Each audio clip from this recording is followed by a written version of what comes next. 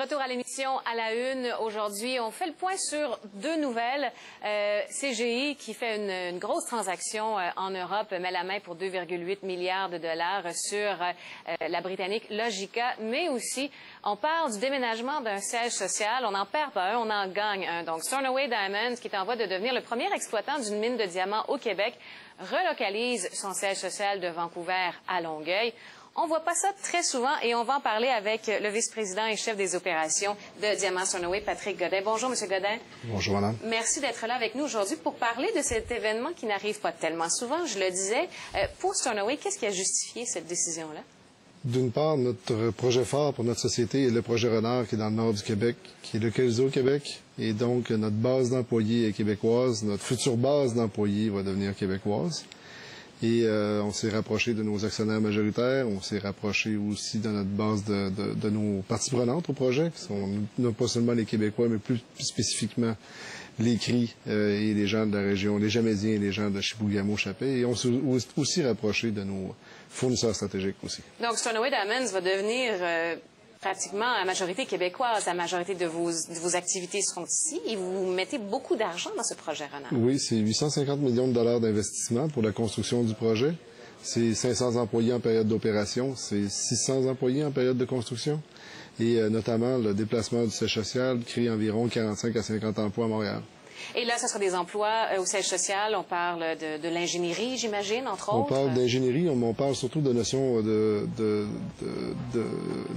d'activités corporatives comme la finance, comme le développement des affaires, comme la partie approvisionnement, développement durable et la partie financière. Est-ce que cette décision-là, c'est une décision qui est difficile à prendre? Vous l'avez mijotée pendant combien de temps, cette décision-là?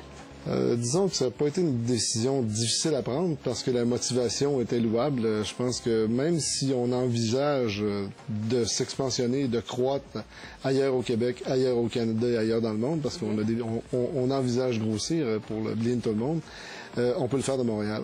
Et je veux dire, d'autres l'ont fait avant nous de façon constructive, de façon créatrice. Je pense à Cambiard, je pense notamment pour qui j'ai travaillé de nombreuses années. Je pense à Cisco, qui a son siège social à Montréal, qui crée beaucoup de richesses au Québec. Donc, même si on travaille à l'extérieur, d'avoir un siège social, c'est là que les décisions se prennent, c'est là que les contrats se donnent.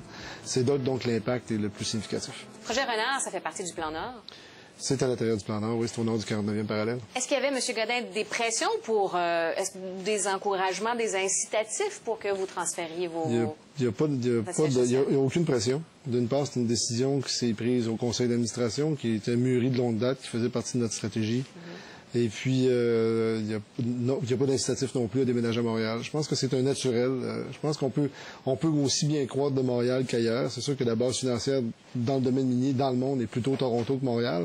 Mais quand même, il y a des gros acteurs dans le domaine minier à Montréal et on est capable de faire des affaires à partir de Montréal. Et vous me disiez pendant la pause que l'accueil est très bon. Hein? Je pense que les gens, le milieu des affaires, vraiment très satisfait de ce déménagement. Il y a certaines compagnies québécoises qui ont des sièges sociaux à Montréal, de petites ou de grande envergure. Ils sont très contents de voir qu'un confrère se joint à eux, oui. Eh bien, M. Godin, on va entendre les commentaires de Yann Simon à Québec sur ce déménagement. M. Simon, c'est peut-être rare. Il y a un mois, on parlait de Valéenne qui partait de l'Ontario, qui va partir de l'Ontario pour transférer son siège social à Laval. Aujourd'hui, Stornoway Diamonds qui part de Vancouver pour s'établir à Longueuil. Ça arrive pas souvent au Québec, ou en tout cas au cours des dernières années, qu'on annonce des nouvelles comme celle-là. Oui, c'est intéressant et puis ça nous permet d'espérer qu'éventuellement, dans les années à venir, on aura un solde positif là, en matière de déménagement des sièges sociaux d'entreprise parce qu'il faut comprendre que ce qui attire les entreprises, votre invité l'a souligné avec justesse, quand on regarde là, des grands échantillons d'entreprises, notamment là, le Financial Post 500, ce qui attire les entreprises, c'est essentiellement des questions liées à la qualité de vie, à certaines assistances gouvernementales. Il y a des questions aussi là, liées à l'expertise managériale. Il y a des questions liées aux incitatifs gouvernementaux aussi.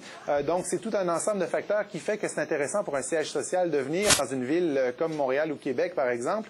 Et l'arrivée d'un siège social pour une grande ville, c'est une excellente nouvelle puisque ce sont des emplois qui sont essentiellement beaucoup mieux rémunérés. Ce sont d'habitude des emplois de très grande qualité en termes de conditions de travail, mais aussi de qualité d'employés qu'on recherche. Ce sont des emplois qui ont des répercussions importantes dans l'économie en termes de consommation. Et donc, ça permet aussi d'entretenir tout un bassin de fournisseurs autour de l'entreprise. Et c'est donc très intéressant puisque ça a un effet domino sur une économie régionale. Monsieur Godin, est-ce que déjà, justement, vous allez vous implanter quand à Longueuil? Nous sommes actuellement en place, mais nous allons nous expansionner au cours des mois qui viennent. Des mois qui viennent. Est-ce que déjà, vous avez des approches? Monsieur Simon parle de toutes les ramifications lorsqu'un siège social s'implante dans une ville. Vous y êtes déjà, assurément, mais cette expansion, est-ce que déjà, ça permet des répercussions indirectes sur des entreprises de la région? Dans la région de Montréal et dans la région de Québec aussi. Monsieur parlait de Québec tout à l'heure, un des groupes qui nous appuie dans le développement de durable de notre projet, le groupe Roche de Québec, avec qui on a eu des contrats de plusieurs millions de dollars. On a fait affaire pour notre étude de faisabilité avec SNC-Lavalin, qui a piloté une étude de plus de 5 millions de dollars avec nous. Et plusieurs autres entreprises de la région de Montréal et d'ailleurs Golder qui est basé à Montréal notamment. Donc plusieurs sous-traitants et plusieurs fournisseurs de biens, non pas seulement de services, mais de biens au Québec vont aussi bénéficier de ça.